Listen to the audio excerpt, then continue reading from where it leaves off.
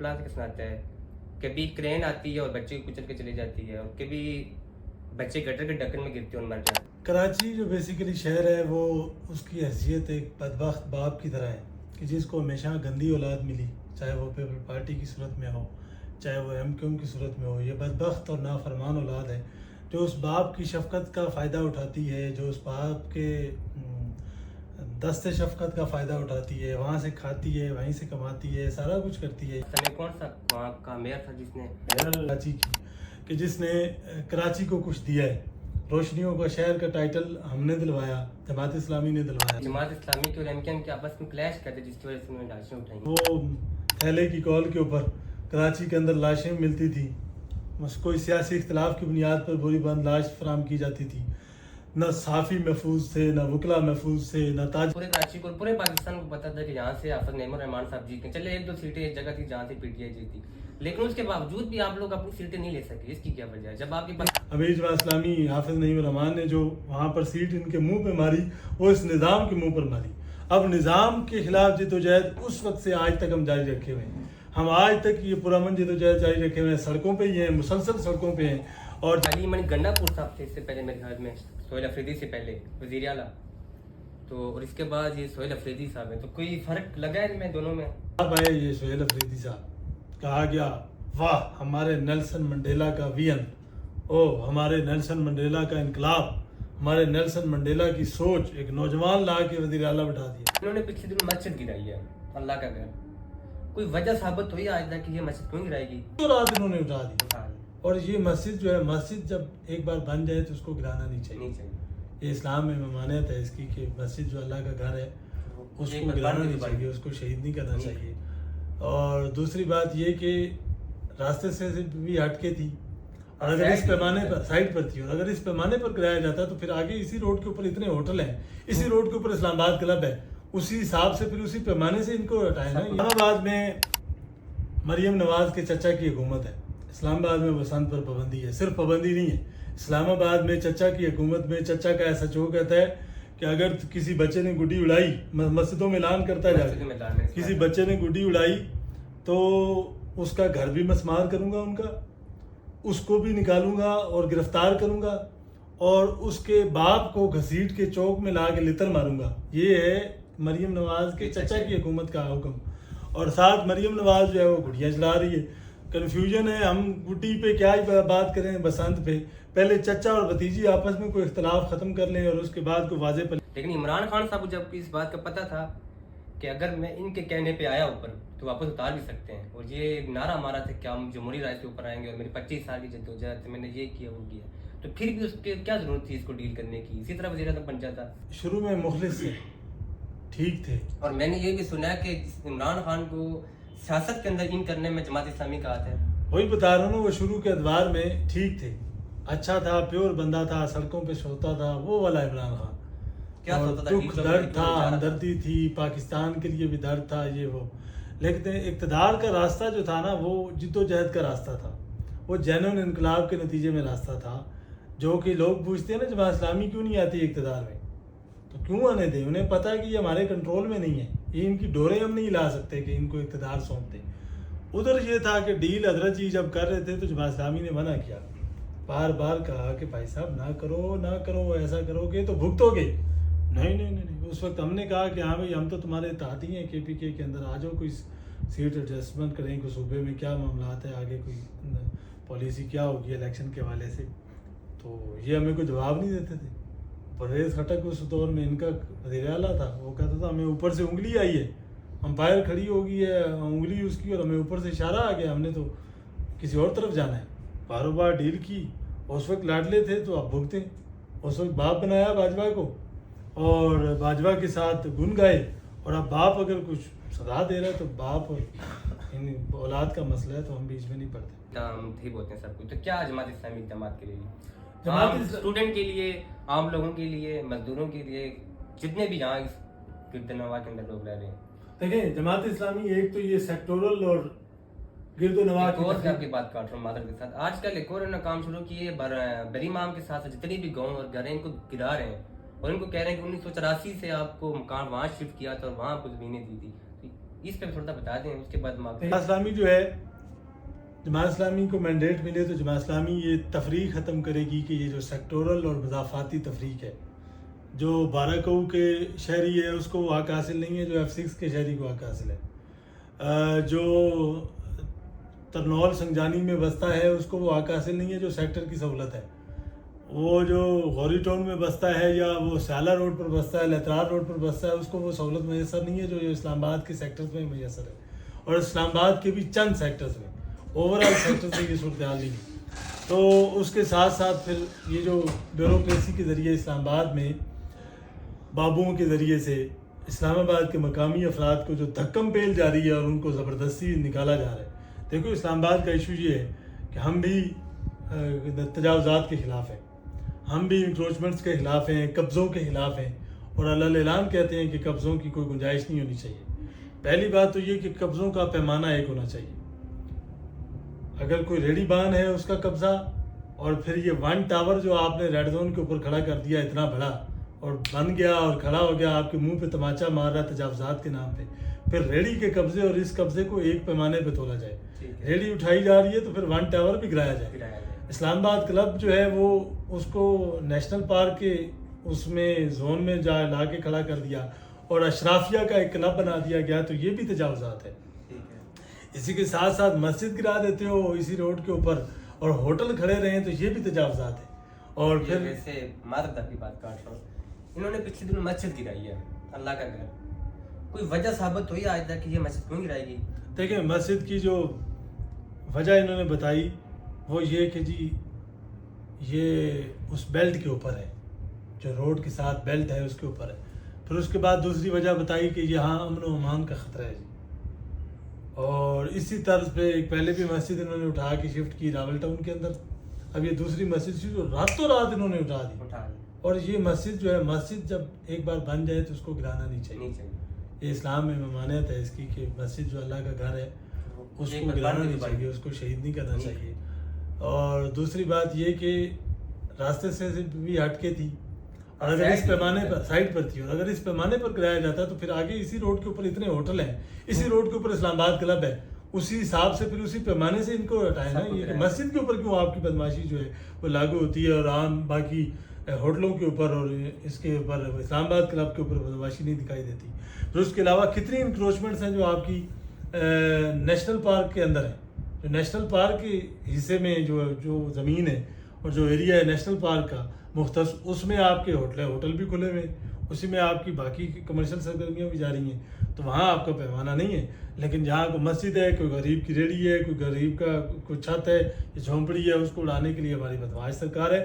تو ہم جماعت اسلامی یہ سمجھتی ہے کہ جو اسلام آباد کے مقامی افراد کا ایشو ہے، وہ ایشو یہ بتایا جاتا ہے کہ 2008 میں انہوں نے جو ابھی پیمنٹ کر رہے ہیں وہ ان کو اٹھا رہے ہیں، چلیں ٹھیک ہے، آپ نے کسی ضروری ریاستی مقاصد کے لیے یا کوئی بہت بڑی وجہ ہے آپ کے پاس یا کوئی سالڈ ریزن ہے اور اس بیس پر آپ اٹھانا چاہتے ہیں اور اس پر آپ معاوضہ دیں، تو پھر معاوضہ ان کو 2008 کی تصویروں کے مطابق دیا جا رہا ہے۔ اس وقت میپنگ کی تھی، پیمنٹ آج کر رہے ہیں اور آج کہہ رہے ہیں اس ریٹ کے حساب سے ہم کریں گے اور ان تصاویر کی بنیاد پر۔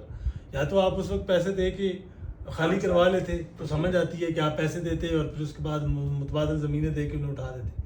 پیسے بھی نہیں دیے، اس وقت تصویریں صرف لے لی، آج کہہ رہے ہیں پیمنٹ لو اور اس حساب سے لو اور اس آبادی کے حساب سے لو۔ اور بھائی اب کیا مطلب کہ اس کے بعد کوئی آبادی نہیں بڑھنی تھی، وہ جو لوگ رہ رہے تھے مقامی، جن کی زمینیں تھیں، جن کے گھر تھے، ان کی اولاد آگے جوان ہوئی ہے، اور آپ 18 سال بعد آگے کہتے ہیں کہ ان تصویروں کی بنیاد پر ہم آپ کو پیمنٹ کریں گے، اور جو نقشے میں اس وقت زمینیں تھیں وہ دیں گے۔ اتنے عرصے کے بعد جا کے یہ کیوں یاد آیا کہ آج ان کی یہ ان کا انقلاب ہمیشہ اس طرح پھوٹتا ہے، ان کا کوئی سسٹم نہیں ہے، ان کا نظام نہیں ہے۔ کوئی پھوڑ رہا ہے، میں وہی کہہ رہا ہوں کہ ان کا کوئی نظام نہیں ہے، ان کو بس ان کی کوئی پالیسی نہیں ہے، ان کی کوئی سسٹینیبل گول نہیں ہے کہ ہم اس طریقے سے اسلام آباد کو لے کر چلیں۔ ان کا یہ کبھی طے کرتے ہیں یہاں ہم اسٹیڈیم بنائیں گے، کبھی کہتے ہیں یہاں سے انڈر پاس نکالیں گے، کبھی کہتے ہیں یہاں سے فلائی اوور نکالیں گے، کبھی درخت کاٹ دیتے ہیں، کبھی شتوت کے نام پر کچھ کر دیتے ہیں، کبھی وہ یہ آپ پارک روڈ پہ جائیں اتنا بڑا درخت جنگل تھا جو انہوں نے ختم۔ سب سے پہلے تعمیر بھائی آپ کا بہت شکریہ، آپ نے ہمیں وقت دیا پوڈ کاسٹ کے لیے۔ کراچی جو بیسیکلی شہر ہے وہ اس کی حیثیت ایک بدبخت باپ کی طرح ہے کہ جس کو ہمیشہ گندی اولاد ملی، چاہے وہ پیپل پارٹی کی صورت میں ہو، چاہے وہ ایم کیو ایم کی صورت میں ہو، یہ بدبخت اور نافرمان اولاد ہے جو اس باپ کی شفقت کا فائدہ اٹھاتی ہے، جو اس باپ کے دست شفقت کا فائدہ اٹھاتی ہے، وہاں سے کھاتی ہے، وہیں سے کماتی ہے، سارا کچھ کرتی ہے یہ اولاد۔ لیکن جب باپ کے اوپر کوئی روپیہ پائی لگانے کی بات ہوتی ہے تو اس وقت یہ نافرمان اولاد کراچی کو جو ہے وہ نظر انداز کر دیتے ہیں۔ آپ ایم کیو ایم کا دور دیکھ لیں تو وہ ایک آلودہ ترین کراچی کے اندر بدنما سیاہ دور تھا۔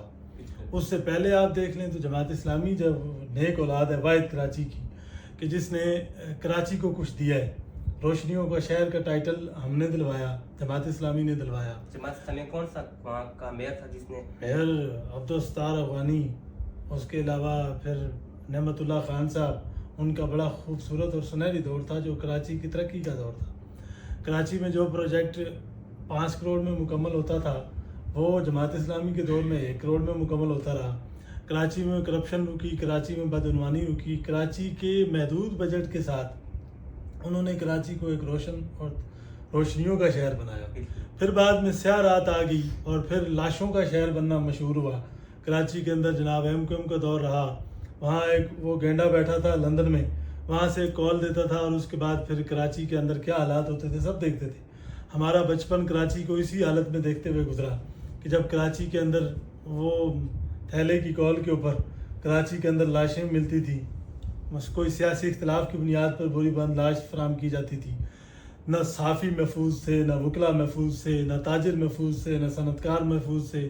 ہر فرد کو بھتہ خوری کے نام پر قتل کیا جاتا، ڈرایا جاتا، خوف کی علامت ہوتا تھا کراچی کے اندر۔ اس گینگ کا وہ روپ تھا کہ جو بدماشی اور غنڈہ گردی کا روپ تھا، جہاں ریاست کا کوئی تصور نہیں تھا۔ ریاستی ریٹ کی صورتحال یہ ہوتی تھی کہ کئی علاقوں میں انتظامیہ اور پولیس جا ہی نہیں سکتی تھی، وہاں پر یہ غنڈے اور یہ بدماش ہوتے تھے، اور اس بدماشی کا واحد مقابلہ جو ہے وہ جماعت اسلامی نے کیا، اور جماعت اسلامی نے کراچی میں ان کے آگے دیوار کھڑی کی اور ان سے لڑتے رہے، لاشیں بھی اٹھائی ہیں جماعت اسلامی نے۔ جماعت بات کی تھی شروع میں کہ ایم کیو ایم اور پیپلز پارٹی جب بھی آئے تو ہمیں لاشوں کی بوریاں بھی اٹھانی پڑی۔ تو ایک رفتار کی میں ڈاکومنٹری سن رہا تھا اور اس نے کہا کہ ایک لڑکی تھی، نام اس کو بولی ہے، انہوں نے کہا کہ کراچی کے اندر اگر سب سے پہلے جو اسلحہ گردی ہوئی ہے وہ جمعیت نے اور جماعت اسلامی نے کی ہے۔ تو کیا یہ بات سچ ہے؟ کیونکہ انہوں نے کہا کہ یونیورسٹی آف کراچی کے اندر جب جمعیت تھی تو اس ٹائم جمعیت طالبات کا سیٹ اپ بھی ہوتا تھا وہاں ان کا، تو ہمیں نہیں معلوم ہوتا تھا کہ جمعیت طالبات برقعے کے اندر کیا چیز لے کے آ رہی ہیں، کیا نہیں لے کے جا رہی۔ دیکھیں، کوئی بغض کی بنیاد پہ جماعت اسلامی سے بغض کی بنیاد پہ ایسی بات کرے تو 100 دفعہ کرے۔ پنجاب یونیورسٹی میں بھی آپ دیکھ لیں کتنے الزامات لگتے ہیں، جمعیت نے یوں کر دیا، جمعیتی گنڈے فلاں ڈمکا۔ یہ وہ لبرلزم کا ایک بغض ہے جو ایکٹیویٹیز کا مقابلہ نہیں کر سکتا، جو کارکردگی کا مقابلہ نہیں کر سکتا، لیکن الزام کوئی نہ کوئی دھر کے اس کی بنیاد پر کر دیا جاتا ہے۔ سب کو پتہ ہے کہ ایم کیو ایم نے کیا صورتحال رکھی ہوئی تھی، یہ وہ ڈھکی چھپی بات تو ہے نہیں۔ آپ اٹھا لیں، آج بھی یوٹیوب کھول لیں اور وہاں پہ آپ لکھیں گے کہ کراچی کے اندر کوئی دہشت گردی کا نام لکھیں گے تو آگے ایم کیو ایم کھلے گی، آگے پیپل پارٹی کھلے گی، جماعت اسلامی نہیں کھلے گی۔ تو یہ وہ تاریخ کے اندر نقش ہو چکا ہے یہ بات کہ نمبر 1 ایم کیو ایم بدماشی اور غنڈہ گردی اور دہشت گردی میں، نالائکی اور بدبختی میں، اور کراچی کا بیڑا غرق کرنے میں پیپل پارٹی، یہ دونوں گٹھ جوڑ بھی رہتا ہے، اور کبھی کبھی وہ روٹنا منانا سین بھی چل جاتا ہے، کبھی لوی ڈوی ہو جاتے ہیں، تو کبھی جو ہے وہ آپس میں کوئی نہ کوئی مفادات کا ٹکراؤ آ جائے تو وہاں ایک دوسرے کو 2 بیانات بھی دے دیتے ہیں۔ تو یہ دونوں کا گٹھ جوڑ ہے جس نے کراچی کو برباد کیا ہے۔ اور کوئی یہ بات کرے کہ جماعت اسلامی نے اسلحہ کلچر لایا تو یہ صرف بغض کی بنیاد پہ کر سکتا ہے۔ جماعت اسلامی نے پرامن جدوجہد کی ہے، جماعت اسلامی نے وہاں ڈٹ کے کھڑے ہوئے ایم کیو ایم کے آگے، جماعت اسلامی نے اپنی لاشیں گھر لائی ہیں، لیکن یہ بدماشی کلچر جماعت اسلامی کا کبھی خاصا نہیں رہا۔ جماعت اسلامی ہمیشہ پرامن جدوجہد، اب بھی ہم چاہتے تو جو ہمارے ساتھ ہمارے مینڈیٹ کے ساتھ کیا گیا تھا، ہم لاٹھیاں لے کے باہر آ جاتے یا مسئلے لے کے باہر آ جاتے۔ آپ کو جب مینڈیٹ مل بھی گیا، حافظ صاحب وہاں سے جیت بھی گئے، اور پورے شہر کو، پورے کراچی کو، پورے پاکستان کو پتا تھا کہ یہاں سے حافظ نعیم الرحمان صاحب جیتے، چلے 1-2 سیٹیں ایک جگہ تھی جہاں سے پی ٹی آئی جیتی، لیکن اس کے باوجود بھی آپ لوگ اپنی سیٹیں نہیں لے سکے۔ اس کی کیا وجہ ہے؟ جب آپ کے پاس افرادی قوت ایک وافر مقدار میں موجود ہے اور آپ کو پتہ بھی ہے کہ ہمارے ساتھ جہاں دھاندلی ہو چکی ہے، تو آپ لوگ اپنے وہاں فیس سیو نہیں کر سکے۔ دیکھیں، کراچی تو کیا پورے ملک میں جو حال اس بار ہوا ہے، انتخابات کے نام پر جو ڈرامہ رچایا گیا ہے، اور ملک کی وسائل کا ضیاع کیا گیا ہے، لوگوں کے جذبات کے ساتھ کھیلا گیا ہے۔ اور سچی بات تو یہ ہے کہ کسی کو مینڈیٹ چھینا گیا ہے، صرف ہمارا نہیں چھینا گیا، کئی پاپولر جماعتوں کا چھینا گیا۔ تو جماعت اسلامی کا جو کراچی میں مینڈیٹ تھا، اس نے بلدیات کے اندر واضح کیا، کراچی نے، کہ جماعت اسلامی کا مینڈیٹ ہے۔ جماعت اسلامی کو واضح مینڈیٹ دیا بلدیات کے اندر۔ ساتھ ہی آگے قومی انتخابات آئے تو وہاں بھی جماعت اسلامی کو مینڈیٹ ملا۔ ہم نے سیٹ جو اپنی واپس کی وہ اسی اصولوں کی بنیاد پر کی۔ ابھی جماعت اسلامی حافظ نعیم الرحمان نے جو وہاں پر سیٹ ان کے منہ پہ ماری، وہ اس نظام کے منہ پر ماری۔ اب نظام کے خلاف جدوجہد اس وقت سے آج تک ہم جاری رکھے ہوئے ہیں۔ ہم آج تک یہ پرامن جدوجہد جاری رکھے ہوئے ہیں، سڑکوں پہ ہی ہیں، مسلسل سڑکوں پہ ہیں، اور جماعت اسلامی جو ہے اپنی آواز بلند کر رہی ہے، کراچی کے اندر بھی کر رہی ہے اور پورے ملک کے اندر بھی کر رہی ہے۔ یہ وہ پرامن جدوجہد کا راستہ ہے جو ہم اپنائے ہوئے ہیں۔ اب یہ تو نہیں ہے کہ ہم بندوقیں لے کے تو اسلحے کے زور پہ تو نہیں لڑ سکتے۔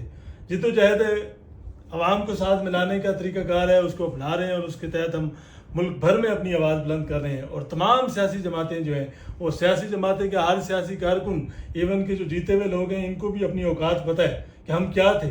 اسلام آباد کا آپ اٹھا لیں، میں اس وقت اسلام آباد میں بیٹھا ہوں، آپ بیٹھے ہیں۔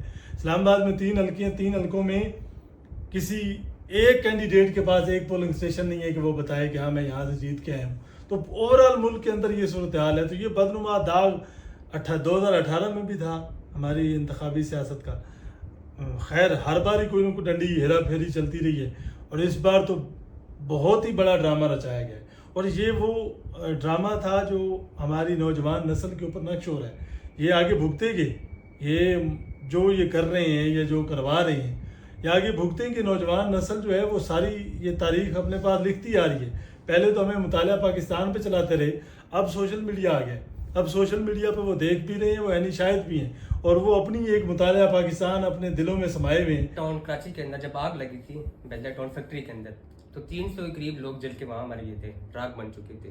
تو اس ٹائم اس کا جو اس کے اوپر جو الزام لگا تھا وہ الطاف حسین کے اوپر لگا تھا کہ اس کے کسی ایک بندے نے لگائی ہوئی ہے۔ یہ جو گل پلازا کا آگ لگی ہے، اس کا آپ کیا سمجھتے ہیں کہ گل پلازے کو آگ لگنے کے بعد 45 منٹ کے بعد جو ہم تک خبریں پہنچی ہیں کہ 45 منٹ کے بعد وہاں فائر بریگیڈ والے آئے ہیں، اور وہاں سے ان کو نکال بھی نہیں سکتے اور کوئی سہولیت بھی نہیں دے سکے، تو کیا آپ اس کے بارے میں کہتے ہیں؟ کراچی کے ہر بڑے سانے میں ماضی کے اندر یہ چیز سامنے آتی رہی ہے کہ کوئی نہ کوئی سیاسی وجوہات ہے، چاہے وہ ایم کیو ایم کی صورت میں ہو یا پیپل پارٹی کی صورت میں ہو۔ People party M Q M کے دور میں وہ بلدیہ فیکٹری کا الزام واضح طور پر ایم کیو ایم کے اس گینڈے پہ گیا تھا، اور اب بھی جو ہے وہ جو ثانیہ ہے، انکوائری چل رہی ہے، انکوائری سامنے آئے گی تو دودھ کا دودھ پانی کا پانی ہو جائے گا کہ یہ ہر جو واقعہ کراچی کے اندر رونما ہوتا ہے یا ثانیہ رونما ہوتا ہے تو اس کے پیچھے کوئی نہ کوئی سیاسی مقصد ہوتا ہے، اور سیاسی مقصد انہی 2 پارٹیوں کے گٹھ جوڑ کی بنیاد اس پر میں ہوتا ہے۔ سیاسی مقصد کیا ہے؟ پلازا ہے، وہاں لوگوں کی دکانیں ہیں، ان کا کاروبار چل رہا ہے، تو ان کی ذات پہ کیا آگے دیکھیں، آگ لگا رہے ہیں؟ بلدیہ فیکٹری کیوں جلی تھی؟ فیکٹری تھی، کاروبار تھا، کاروباری تھا، تو جلائی گئی، آگ لگائی گئی۔ آگ لگانے کی کیا وجہ ہے؟ مختلف مقاصد ہو سکتے ہیں، اس وقت جو مقاصد تھے آج بھی وہ مقاصد ہو سکتے ہیں، تو یہ اس کے پیچھے بھی کوئی سیاسی مقصد کار فرما ہو سکتا ہے۔ مریم نواز کی رائے پیش کریں، کیا رائے دینا چاہتے ہیں؟ ایسا سیاسی کارکن ہونے کے بعد میں مریم نواز کے چچا کی حکومت ہے، اسلام آباد میں بسنت پر پابندی ہے، صرف پابندی نہیں ہے، اسلام آباد میں چچا کی حکومت میں چچا کا ایسا چو کہتا ہے کہ اگر کسی بچے نے گڈی اڑائی، مسجدوں میں اعلان کرتا ہے، کسی بچے نے گڈی اڑائی تو اس کا گھر بھی مسمار کروں گا، ان کا اس کو بھی نکالوں گا اور گرفتار کروں گا، اور اس کے باپ کو گھسیٹ کے چوک میں لا کے لتر ماروں گا۔ یہ ہے مریم نواز کے چچا کی حکومت کا حکم، اور ساتھ مریم نواز جو ہے وہ گڈیاں چلا رہی ہے۔ کنفیوژن ہے، ہم گڈی پہ کیا بات کریں، بسنت پہ پہلے چچا اور بھتیجی آپس میں کوئی اختلاف ختم کر لیں اور اس کے بعد کوئی واضح پالیسی لیں، تو کوئی اتفاق کر لیں کہ چچا کی حکومت میں لتر پڑیں گے، باپ کو بھی پڑیں گے، گھر بھی مسمار ہوں گے، اور ادھر جو ہے وہ چچا کی بھتیجی جو ہے وہ بسنت کے نام پہ شغل میلے لگائے ہوئے ہیں لاہور میں۔ تو مریم نواز سوشل میڈیا ٹک ٹاک کے اوپر مشہور کرنے کی پوری کوشش کی جا رہی ہے، لیکن پنجاب سرخی پاؤڈر سے زیادہ ترقی نہیں کر رہا۔ پروجیکٹ آتا ہے، اس پروجیکٹ میں آپ یہ پچھلے دنوں وہ لے کے آئی تھی، وہ کیا کہتے ہیں اس کو، فوگ کے لیے کوئی مشینیں لے کے آئی تھی، اچھی ویڈیو بنی تھی، وہ مشینیں دھند میں جناب وہ فوگ کے خلاف جو ہے وہ اقدامات کر رہی تھی، اور جا کے دیکھیں لاہور میں کہاں ہے، فوج ختم لیکن ہوئی تھوڑا بہت کوئی اسی کام طرح ذرا بھی نہیں کیا مریم میں کہتا ہوں وہ چوک نہیں کہ وہ کر سکی اس وہ نے بڑی بسیں دے رہی ہے، گرین بس بلیو سر بس، پتہ نہیں فوٹو اچھی بنی، ویڈیو اچھی بنی، اور ویڈیو سوشل میڈیا کی نظر کام بھی دکھانا بھی ضروری ہے نا، وہ کام کرنے اسی طرح کارکردگی دیکھیں، کارکردگی یہ ہوتی ہے کہ صوبے کی گورننس، صوبے کے جو افراد ہیں یا وسائل ہیں ان کے مطابق چلائی جا رہی ہے، اور اس کو بہترین انداز سے وزیر اعلیٰ پنجاب کی قیادت میں چل رہی ہو. ساری چیزیں تو آؤٹ سورس کرتے جا رہے ہیں، ہیلتھ آؤٹ سورس کر دی ہے، ایجوکیشن آؤٹ سورس کر دی ہے، کسان تباہ حال ہے، نہ آلو بک رہا ہے نہ گندم بک رہی ہے. وہی گندم جو کسان سے خریدی تھی 5,000 روپے کی بوری، اب 5,000 روپے من مل رہی ہے. کیوں مل رہی ہے؟ تمہارے پاس وہ بڑا سٹاک پڑا ہوا تھا اور تمہارے پاس وافر مقدار تھی، تو اب مہنگی کیوں کر دی؟ آلو وہ رول رہا ہے مارکیٹوں کے اندر، کہیں آلو نہیں بک رہا. زراعت کی کوئی پالیسی نہیں ہے، ہیلتھ جو ہے out source, education out source, بس گڈیوں کے ذریعے حکومت چلائی جا رہی ہے، اور بس کوئی نہ کوئی روز ٹک ٹاک بن جائے ہماری حکومت کے لیے اس سے بہترین. یہ جو گوڑیوں کی اجازت دی، اس سے یہ محسوس نہیں ہو رہا ہے کہ انہوں نے کچھ سیاسی گیم کی ہے اور نوجوانوں کے اندر اپنے آپ کو منوا رہی ہے. دیکھیں یہ ٹک ٹاک کا زمانہ ہے اور سٹنٹ کھیل کی چلائی جا رہی ہے حکومت. مقابلہ یہی ہے سٹنٹ کا، کون اچھا سٹنٹ. مریم نواز کے پاس ڈائریکٹر اچھا ہے، مریم نواز ایکٹر اچھی ہے، اسکرپٹ رائٹر اچھا ہے، کیمرے اچھے ہیں، اور شعبدہ بازیاں اچھی ہیں. وہ کچھ چچا سے سیکھی ہوئی ہیں، کچھ باپ بھی رہنمائی کر رہا ہے. باپ بھی 2.5 سال تو ماسک نہیں اتار سکا، ماسک اور غم میں مبتلا تھا. ووٹ کو عزت دو، بڑھ گیا سارا کچھ، اور ووٹ کو عزت دو کا بیڑا غرق کرنے کے بعد، اور 2.5 سال ماسک منہ پہ رکھا اور اب اتار کے تو اب پیچھے تھپکی دے رہا ہے. تو باپ اور چچا کی شعبدہ بازیاں اور یہ پولیٹیکل سٹینڈ. تو آپ کو کیا لگتا ہے کہ پاکستان کے جو وزیر اعظم صاحب ہیں، دونوں بھائی میں سے کس نے طے وزیر اعظم صاحب پالش پروگرام میں چل رہے ہیں، بہت اچھے چل رہے ہیں، اور چک پالیسی جاری ہے تو چکتے جائیں. صدر صاحب بھی ہیں پالش ہمارے کرتے قائد جائیں. ملت، صدر صاحب بھی ہیں، ان کے بارے میں رائے. صدر صاحب آخری سانسیں لے رہے ہیں، تو بس وہ جو یہ پاکستان کے اوپر جو ان کے احسانات ہیں نا کرپشن اور بدعنوانی کے اور ان کی پارٹی کے، رب تعالیٰ ان سے ہماری جان چھڑوائے، بس یہی کہیں گے.